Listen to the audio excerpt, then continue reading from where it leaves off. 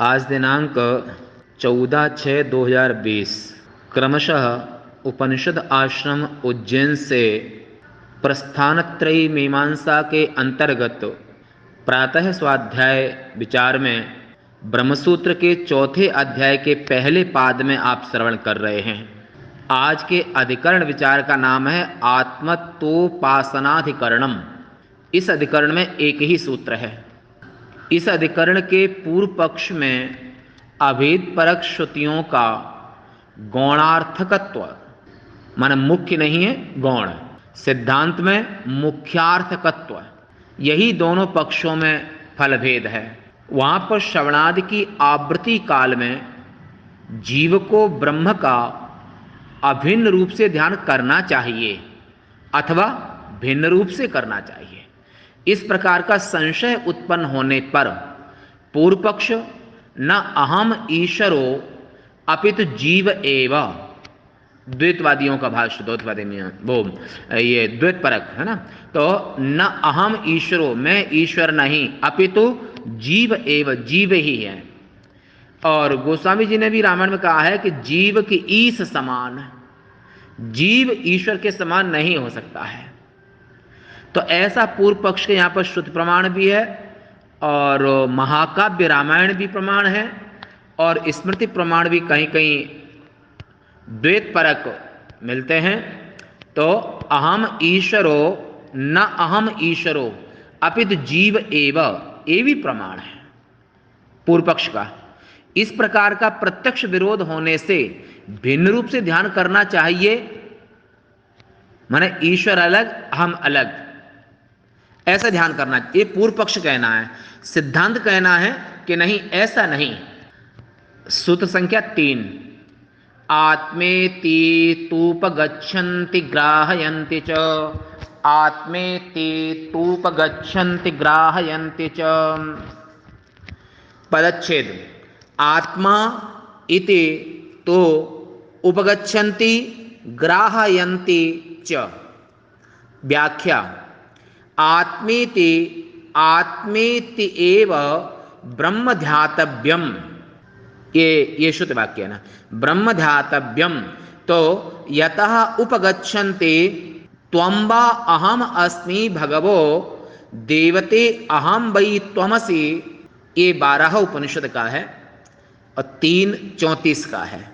श्रुति वाक्य है कि त्वं वा अहम अस्मि भगवो देवते अहम वै त्वमसि इत्यादिना आत्मत्वेन जाबालाः ब्रह्म अभ्युपगच्छन्ति च तथा ग्राहयन्ते तत्त्वमसि इत्यादि वाक्यानि ग्राहयन्ति न च तेषां मनोब्रह्म। ये छांदोश्रुति का 1:18-1, एक अध्याय 18 खंड पहला मंत्र। इत्यादिवद गौणार्थत्वं सत्य मुख्यार्थत्वे गौणार्थत्व अयोगात न च प्रत्यक्ष विरोधः तस्य मिथ्या गोचरत्वेन पारमार्थिक अभेदा गोचरत्वात्। हिंदी में इसका भाव होगा कि ब्रह्म आत्मा है, ये सिद्धांत पक्ष है। ब्रह्म आत्मा है, ये सिद्धांत पक्ष। इस प्रकार ब्रह्म का ध्यान करना चाहिए। त्वं वा अहम अस्मि इत्यादि श्रुति जावाल लोग आत्म रूप से ब्रह्म को अंगीकार करते हैं। उसी प्रकार से तत्त्वमसि, तत् त्वम असि, ये एक पिता ने अपने पुत्र को, उद्दाल ऋषि ने श्वेत केतु नाम पुत्र को छांदो उपनिषद के 6ठे अध्याय में 9 बार उपदेश किया है कि जो ब्रह्म है वही तुम हो। तत् त्वम असि, असि मध्यम पुरुष का एक वचन का रूप है, तो तत् तत्ते तांते वो रूप चलते, तत् माने वह, त्वम माने तुम, है ना, असि तो माने वह तुम हो, इत्यादि वाक्यों का ज्ञान कराते हैं। ये श्रुति वाक्य है, ये भी वेदवाणी है। मनोब्रह्म, ये भी वेदवाणी है, ये भी छांदोग्य का है कि मन ब्रह्म है। इत्यादि वाक्यों के समान तत्त्वमस्यादि वाक्यों को गौणार्थ नहीं समझना चाहिए, क्योंकि वेद के अर्थ को जानने के लिए अर्थाबोध करने के लिए केवल एक ही वाक्य का अर्थ लेकर के आप पूर्ण ग्रंथ का सार नहीं निकाल सकते हैं। इसलिए पूर्व मीमांसा में कहा है कि श्रुति लिंग वाक्य प्रकरण स्थान समाख्या पूर्व बलिया, माने 6 हैं, माने श्रुति लिंग प्रकरण स्थान समाख्या, ये जो 6 हैं, इन 6 पूर्व का प्रमाण बलवान होता है। अच्छा, किस प्रसंग में बात कही गई है, कैसी बात कही गई है? तो इसलिए महाकाव्य और किसी महान ग्रंथ का सार निकालने के लिए आपको उसका श्रुति प्रमाण भी देखना, मूल मंत्र भी, लिंग प्रमाण, चिन्ह, श्रुति लिंग वाक्य और वाक्य का अर्थ, सुप्तिगंतम सुप्तिंग, सुवंतम तिगंतम। तो सुप माने सु औजस आदिक जिसके अंत में लगे हों, यह राम में रामः बन गया है। परंतु राम कृष्ण गोविंद कितनी भी संज्ञा कहते जाओगे, जब तक वाक्य नहीं लगाओगे, वाक्य में एक तिंग वाक्यम तीतः अंति भवति भवता भवंति, जब तक आप अंत्य अंतम, जब तक तिंग का प्रयोग नहीं करोगे तो कितने भी सुप हों वो कभी वाक्य नहीं कहला सकते हैं, वो वाक्य नहीं बन सकते हैं। भले ही आप उसके 100 पेज या 1 पेज में पूरे नाम लिखते जाओ, पर वाक्य नहीं बनेंगे। वाक्य जब ही बनेंगे, व्याकरण का सिद्धांत है एक तिंग वाक्यम। अगर एक तिंग का आगम जब तक नहीं होगा तब तक उसकी वाक्य संज्ञा नहीं हो सकती है।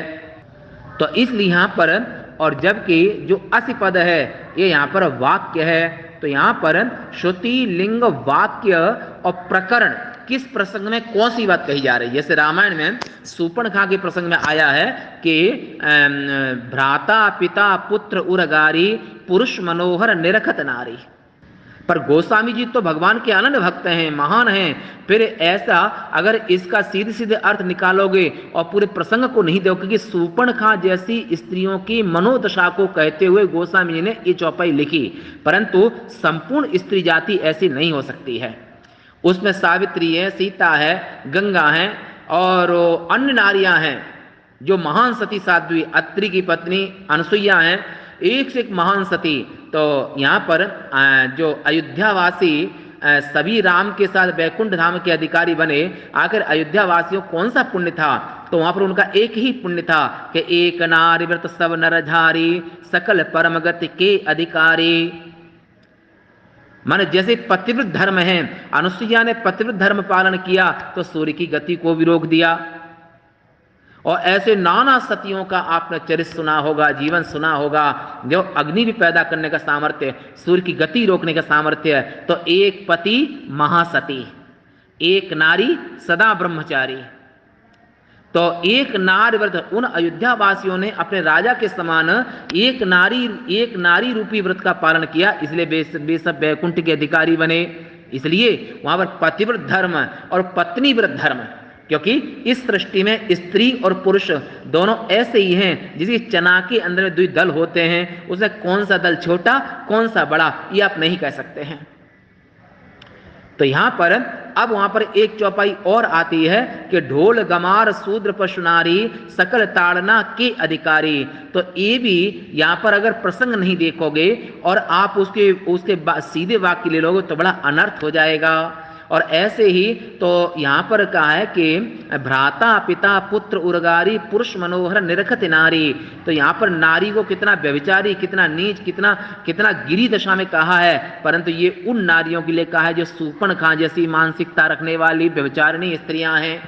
पर सभी नारियों को इसमें नहीं ले सकते हैं, अन्यथा वक्ता नरकम प्रयाति।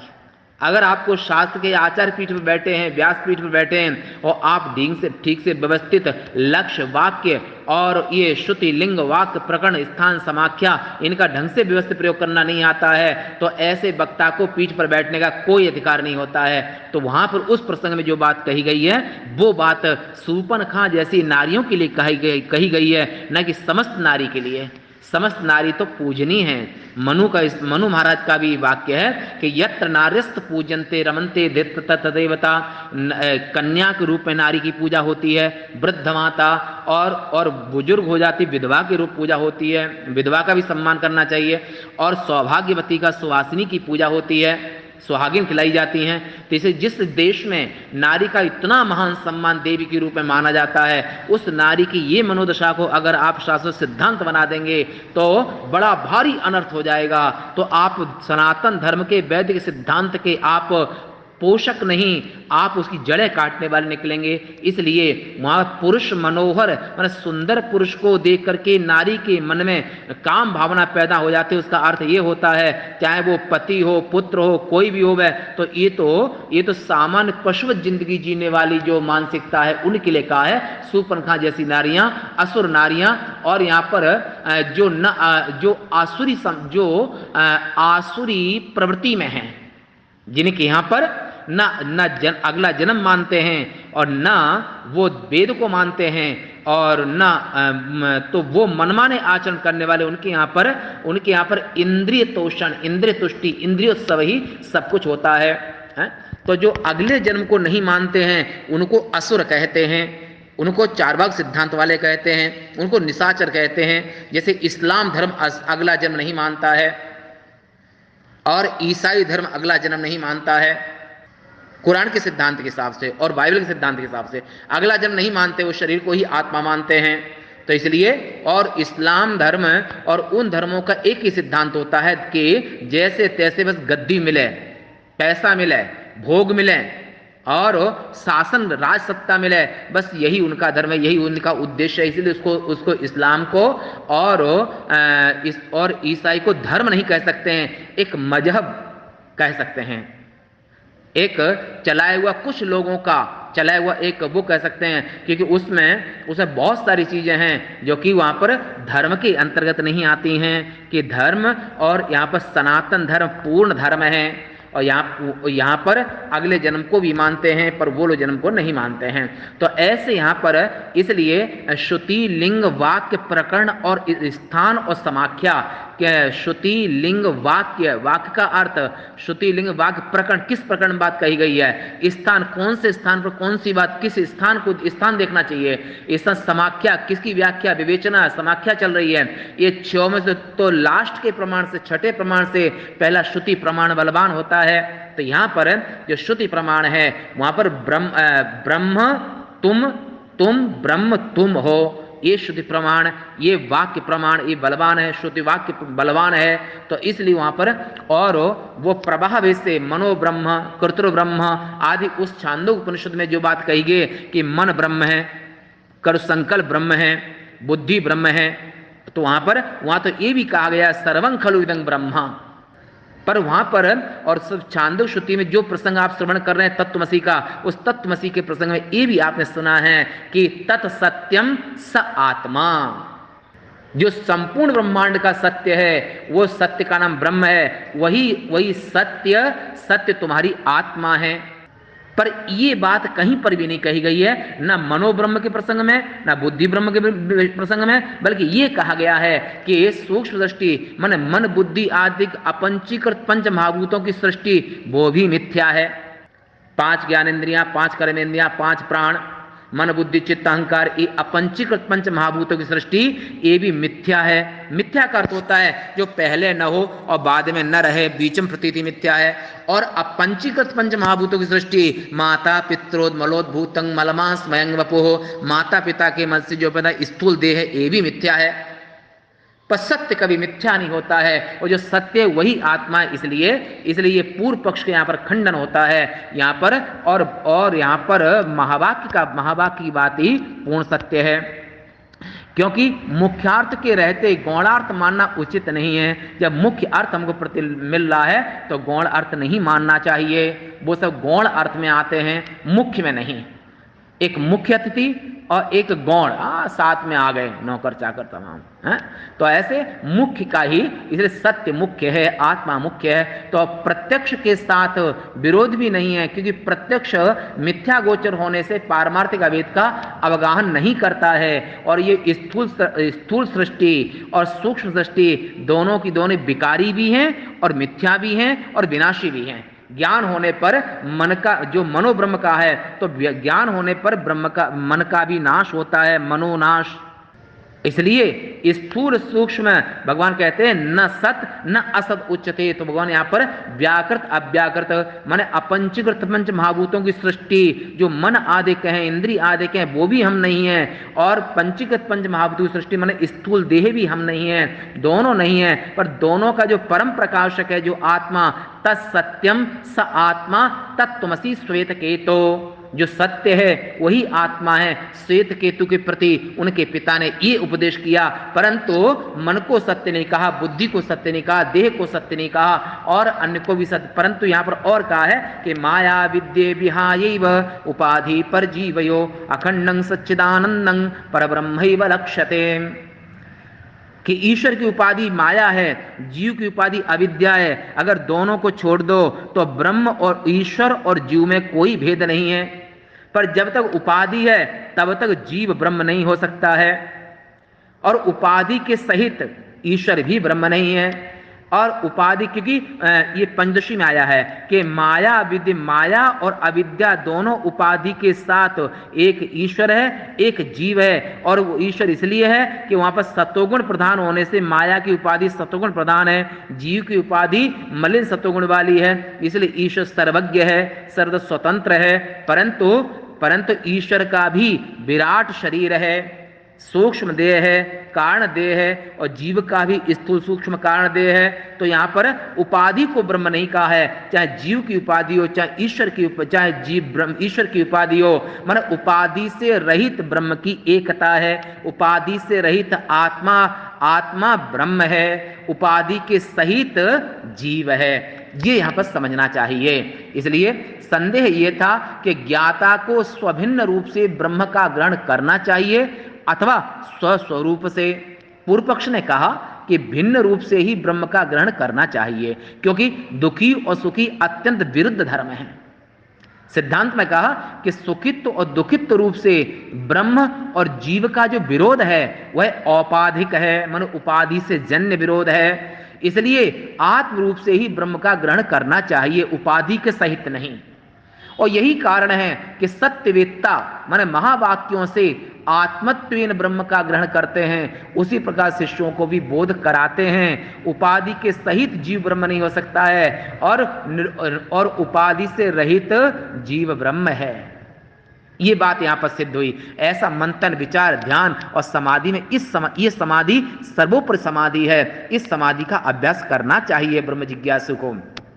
और जैसे गिरा मौनम तो बालानाम, वाणी का मौन बच्चों का मौन, जो आपने पहले सुन चुके हैं, ऐसे ही जीव को ब्रह्म मानना ये भी बच्चों वाली बात है। उपाधि को छोड़ करके जीव ब्रह्म है, उपाधि के सहित जीव ब्रह्म नहीं है। तो ऐसे यहाँ पर चूंकि विषय कुछ ज़्यादा ही है, क्योंकि थोड़ा सा समय ज़्यादा हो गया, बाकी 2 मिनट, तो विषय ज़्यादा तो अति संक्षिप्त करते हैं। फिर भी आवश्यक कुछ विषय वो तो बोलना ही चाहिए, और बोलना ठीक ही है। तो इसलिए अब आज ये ब्रह्मसूत्र का आप तृतीय सूत्र श्रवण किए, चौथे अध्याय में। अब थोड़ा बचा हो, ये शायद 2-3 महीने में ये ब्रह्मसूत्र का पूरा ग्रंथ पूरा हो जाए, जो कि इस ग्रंथ को चलते चलते 3 वर्ष हो गया, 2-3 वर्ष हो गया। तो इसलिए थोड़ा बचा हुआ है, अब वो शायद इसी 2020 में पूरा हो जाएगा। इस सुंदर विचार आप श्रवण करें और अपने जीवन में लाभ लें। और ये भगवान महाकाल का अनुग्रह है, और गुरु परंपरा शंकराचार्य जी का अनुग्रह हमारे सभी साधकों को हमेशा बना रहे।